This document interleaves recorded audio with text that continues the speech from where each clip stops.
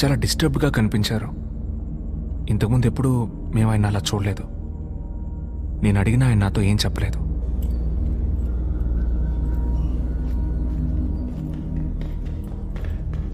నాన్న నాన్న షూ వేసుకోవడం మర్చిపోయావు చూడు. ఇదిగో వేసుకో. ఒరే భరత్, ఏంటి ఈ మధ్య నాకు మతి మార్పు ఎక్కువైంది కదూ. నాకు మరీ అంత కాదు, చిన్న చిన్న విషయాలు మర్చిపోతావు అంతే. ముఖ్యమైన విషయాలు ఏమీ మర్చిపోవట్లేదుగా. అదేం లేదు, ఒక షూ మర్చిపోయినందుకు ఎంత ఫీల్ అవుతున్నావు? లేదు లేదు, ఆఫీస్కి వెళ్ళే దారిలో అత్తయ్య వాళ్ళ ఇంటికి వెళ్ళి వెళదాం.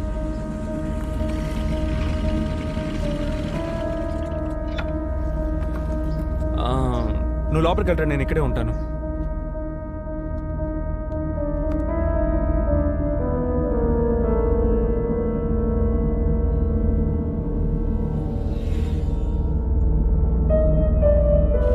ఏంటి పైన ఏదైనా ప్రాబ్లమా? ఆర్గ్యూ చేస్తూ ఉన్నారేంటి? అదేం లేదు భరత్, అది వేరే మ్యాటర్. నువ్వు పోనీ. సరే ఓకే. సార్ సార్ మిమ్మల్ని లోపలికి పిలుస్తున్నారు.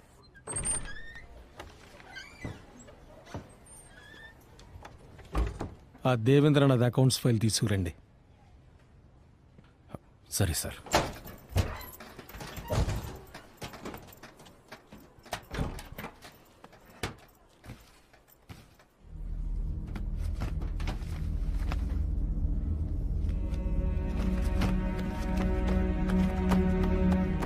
ఏంటన్నా ఏమైంది? ఏం వెతుకుతున్నారు?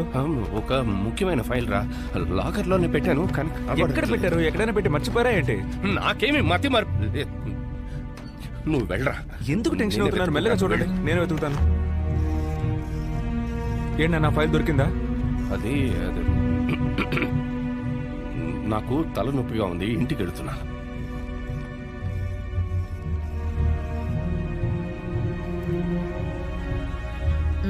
రండి. అబ్బాయేడి? వాడికి నేనా బాధ్యుణ్ణి? ఇంకా ఎంతకాలం అని? వాడేమైనా చిన్నపిల్లాడా? వాడికి పెళ్లి కూడా అయింది. బాధ్యత తెలిసిన వాడే. వస్తాడులే. ఈ ఫైలు జాగ్రత్త జాగ్రత్త, ఎక్కడైనా పెట్టు, మర్చిపోతావు. మర్చిపోకు.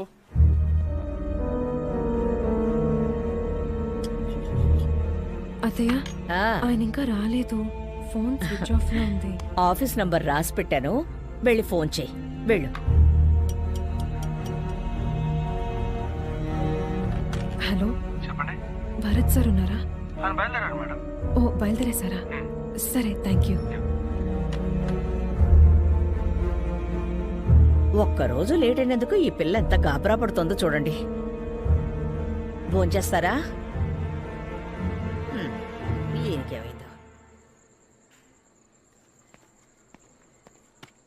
మామయ్య అత్తయ్య మీద కోప్పట్టారు. అవునా? ఏం లేదు, ఆఫీస్లో ఫైల్ కనపట్లేదు, అందుకే టెన్షన్గా ఉన్నారు. పో.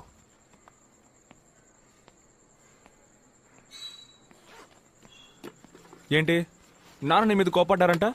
వదిలేరా, ఏదో ఆఫీస్ టెన్షన్ అయి ఉంటుంది. ఆఫీసులో టెన్షన్ అయితే నిన్నారు వాళ్ళ. రేయ్, ఊరుకోరా, నీకెందుకు? నువ్వు వెళ్ళు. నీ పెళ్ళం నువ్వు ఇంకా ఇంటికి రాలేదని తెగ బాధపడిపోతుంది. ఒక్కటి ఏంటి? ఇచ్చానంటే ఏయ్, వెళ్ళు వెళ్ళు. వెళ్తాంలే. పంజుడు పంజుడు. ఆ.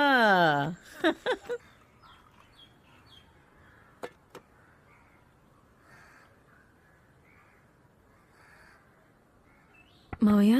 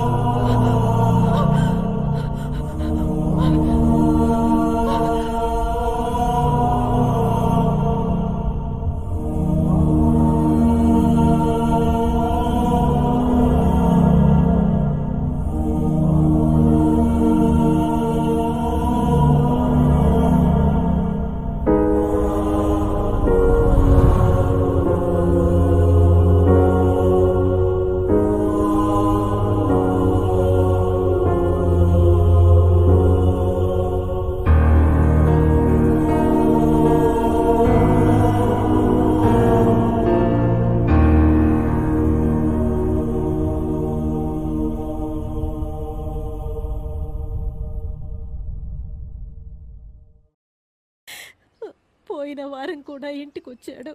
ఎక్కడో పెట్టి మర్చిపోయానని నాతో అన్నాడు. డబ్బులేం కాదమ్మా, ఫైల్ ఎక్కడో పెట్టి మర్చిపోయారట.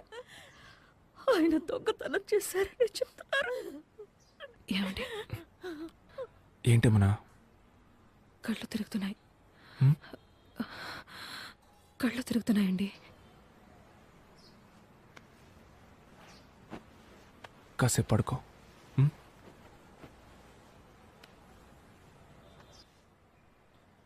సార్ రండి, సారీ. రండి కూర్చోండి సార్. పర్వాలేదు, నీతో కొంచెం విడిగా మాట్లాడచ్చా? ఫైల్ గురించి నీతో ఏమైనా? లేదు, మా నాన్న అలాంటి వారు కాదు సార్. అయ్యో, ఆయన గురించి నాకు తెలుసు భరత్. ఆయన గురించి తప్పుగా మాట్లాడితే అంతకంటే పాపం ఉండదు. బట్ అడగడం ఎంతైనా నా బాధ్యత. మ్మ్. ఆయన బ్యాగ్ ఏదైనా తీసుకొచ్చారా? బ్యాగు? ఏం బ్యాగ్ సార్?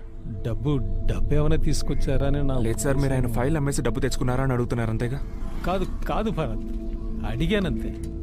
ఆయన ఈ ఫైల్ పోగొట్టినందువల్ల ఈ పెన్షన్, ప్రావిడెంట్ ఫండ్ ఏమీ రావు. నిన్ను ఉద్యోగంలోంచి తీసేయాల్సి వచ్చింది. తెలిసింది సార్. I'm sorry Bharat. నీకేదైనా సాయం కావాలంటే నన్ను అడుగు. సరే sir, thanks. Take care Bharat.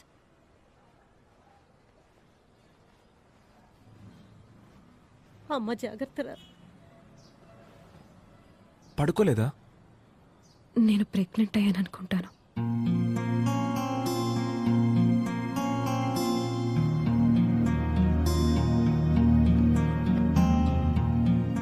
Suicide ఇల్లుని అందరూ అదోలా మాట్లాడుకుంటున్నారు. అంతేకాకుండా ఫైలు దొంగిలించారు, అది ఇదని న్యూస్ లో వచ్చింది. ఇరుగు పొరుగు వాళ్ళంతా అదోలా మాట్లాడుకుంటున్నారమ్మా. అందుకే మీరు ఓ వారం రోజుల్లో ఇల్లు ఖాళీ చేస్తే బాగుంటుంది. ఏమయ్యా, సడన్ గా ఖాళీ చేయమంటే ఎక్కడికి వెళ్ళాలయ్యా? మేము భరత్, సరిగ్గానే అద్దెస్తున్నాగా. వద్దయ్యా, నేను కూడా ఇక మెదట ఈ ఇంట్లో ఉండలేను. సరే,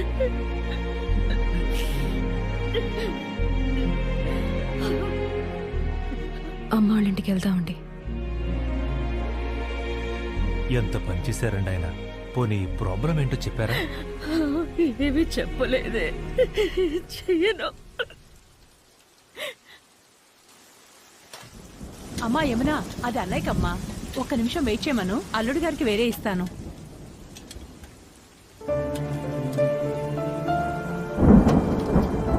మనం ఇంకోంటికి వెళ్ళిపోదామండి.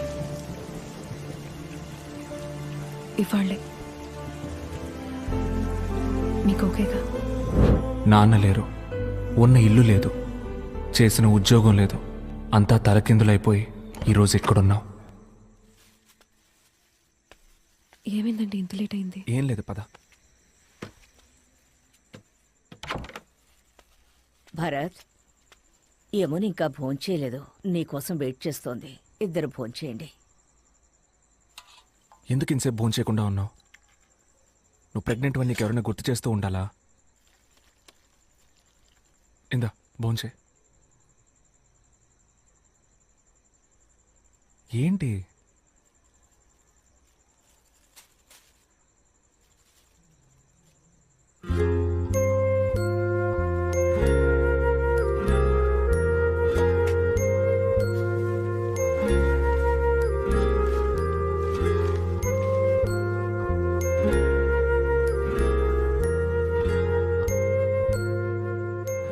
ఇలా డల్గా ఉంటే ఎలా అండి? మేమిద్దరం మిమ్మల్ని నమ్ముకునే ఉన్నాం. నేనెందుకు మా ఇంటి నుంచి వెళ్ళిపోతా అని చెప్పానంటే, నువ్వు కారణం లేకుండా చెప్పవు నాకు తెలుసేమన్నా. మనం అక్కడ ఉన్నప్పుడు ఎవరైనా మిమ్మల్ని ఒక్క మాట అన్నా, చులకనగా చూసినా మీరు బాధపడతారని భయపడ్డానండి. మా ఇంట్లో వాళ్ళందరూ మంచోళ్లే, నాకు వాళ్ళంటే ఇష్టం. కానీ వాళ్ళందరికంటే నాకు మీరిష్టం. నాకు పుట్టపోయే బిడ్డకి నా వాళ్ళందరూ కావాలి. అందుకే నేను నిన్నేమీ అడగలేదు కదేమన్నా. అదే ఇంకా బాధగా ఉంది. మా అమ్మ నుదుటి మీద బొట్టు లేదు. నేను తండ్రిని కాబోతున్నాను, కనీసం నవ్వలేకపోతున్నా.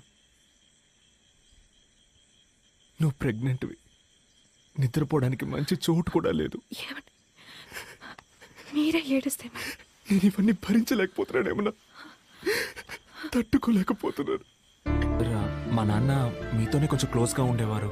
మీతో ఏమైనా చెప్పారా ఇలా చేసుకోవడానికి ముందు మీకు ఏమైనా చెప్పారా? లేదు భరత్, నాకేం చెప్పలేదు. అంటే ఆ ఫైల్కి సంబంధించి మీతో ఏమైనా చెప్పారా? అలాంటిదేం లేదు.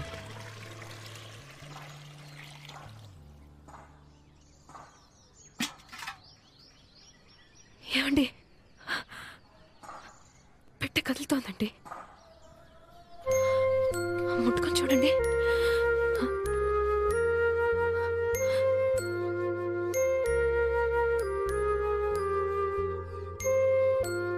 నేను చెప్తున్నానని తప్పుగా అనుకోకండి. మన లైఫ్ ఇప్పుడు మొత్తం మారిపోయింది. ముందులా లేదు, నాకు అర్థం అవుతుంది. కానీ అయిపోయిన దాని గురించి ఆలోచిస్తూనే ఉంటే ఎలా? మన చుట్టూ జరిగే చిన్న చిన్న సంతోషాలని మిస్ అయిపోకూడదు కదండి. మా నాన్న ఈ పని ఎందుకు చేశారో నేను తెలుసుకోలేకపోయాను. అసలు ఏం జరిగిందో తెలుసుకోవడానికి ఎంతో మందిని అడిగాను. ఆయన 25 ఏళ్ళు పనిచేసిన ఆఫీస్, ఈ లోకం ఆయన ఒక దొంగ అనడం విని నా పాటికి నేను నా లైఫ్ చూసుకోలేకపోతున్నానేమన్నా. నా చుట్టూ జరిగే చిన్న చిన్న సంతోషాలను నేను పట్టించుకోలేకపోతున్నా. నీ మనసు బాధపడేలా ప్రవర్తించుంటే నన్ను క్షమించు. లేదండి, నేనా మాట. లేదు, పర్లేదు.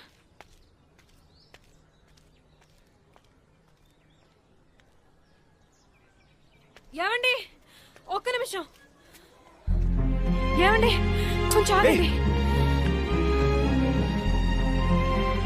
ఏయ్, పిచ్చా నీకేమన్నా? కడుపులో బిడ్డతో ఇలా పరిగెత్తుకుంటూ వస్తున్నావు? నా మీద కోపంతో లంచ్ బాక్స్ వదిలేసి వెళ్ళిపోతున్నారు. అందుకే. నీ మీద కోపడ్డమే నాకు తెలియదేమన్నా. నీ మీద కోపడి ఎక్కడికి వెళ్తాను చెప్పు? మీ వాలకం చూస్తే అలా అనిపించలేదు.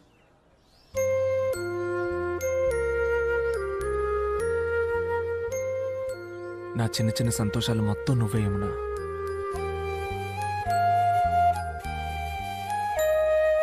సరేరా. ఏమంటే ఏం చేస్తున్నారు మీరు? ఇంట్లో దింపేస్తాను. చూసే వాళ్ళందరూ ఏమనుకుంటారు? ఏ, నా పెళ్ళానే గెత్తుకెళ్ళేది? సిగ్గేస్తుంది.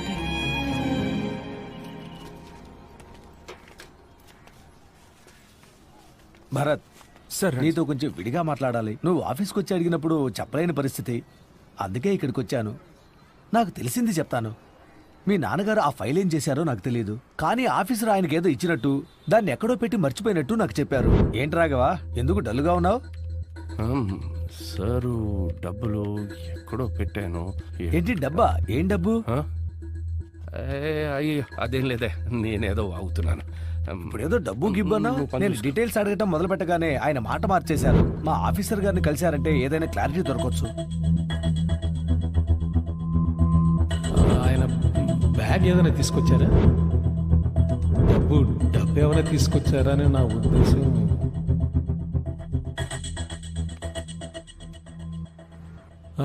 కూర్చో. చెప్పు భరత్. సార్, సార్ మీరు మా నాన్నకి డబ్బు ఏమైనా ఇచ్చుంచారా సార్? ఆయన దాన్ని మర్చిపోయి పోగొట్టారా? చెప్పండి సార్, నేను ఎవరితోనూ ఏమీ చెప్పను సార్. దయచేసి మీకు ఏమైనా తెలిస్తే చెప్పండి సార్. 5 కోట్లు.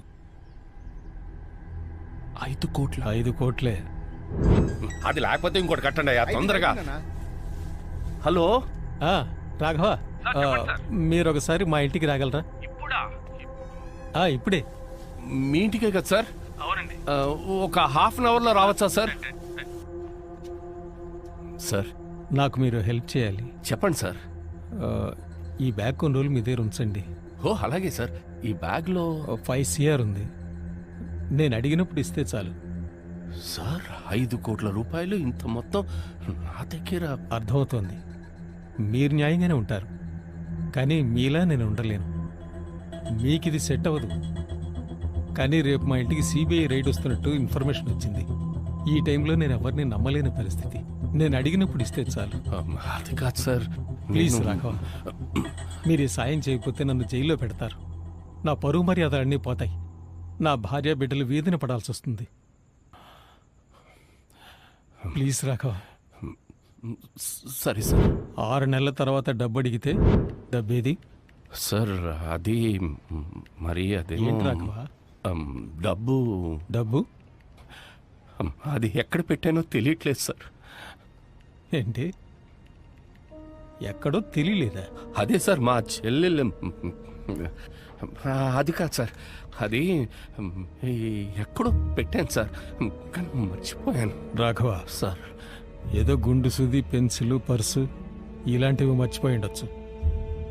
కానీ మొత్తం 5 కోట్ల రూపాయలు మర్చిపోయావంటే సార్ అదే నాకేమీ అర్థం కావట్లేదు సార్. నాకు కూడా. నేను మీకు ఇచ్చింది బ్లాక్ మనీ. అది మీకు ఇచ్చినందుకు సాక్ష్యం లేదు. ఇప్పుడు మీరు అది ఎక్కడో పారేశారనడానికి సాక్ష్యం లేదు. అంతేనా? అయ్యో, ఆ డబ్బు నాకు అక్కర్లేదు సార్. అది ఎక్కడ పెట్టాననే గుర్తు రావట్లేదు సార్.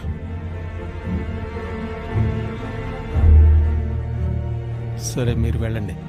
సార్ వెళ్ళండి.